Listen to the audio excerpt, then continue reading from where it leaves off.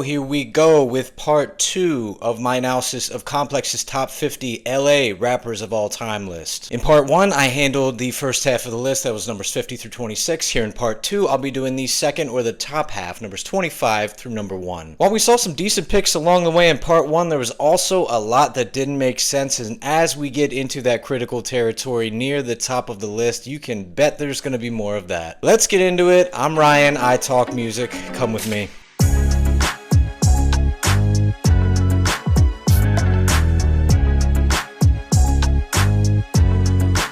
Alright, for this LA list, Complex justified their placements with 3 different criteria: skill as a hip-hop artist, strength of an artist's catalog, and commercial impact and lasting influence. They actually came out up front, defined their criteria for what drove the placements of a lot of these rappers on this list. I recently did the same exact list for New York rappers, and there wasn't a lot of justification for some of those picks there, so I think Complex learned their lesson. That New York list is about 2 years old. The LA list came out about 2 months before I recorded this video. So quick reminder, I've only seen this list once. That's when I was writing the script to this video. So I know what the order looks like in the back of my head right now, but this is my first time really talking about it, really reacting to it. So while it's not like a raw first time reaction, it's not too far from it. Well, this isn't an ideal start. Taigga at number 25. Best known for his 2011 hit Rack City, as well as a number of other high profile pop rap singles. He's got a lot of albums, he's got a lot of mixtapes. You have to admire Taigga's consistency, especially after his early career hits. However, he's just a watered down pop rapper that has absolutely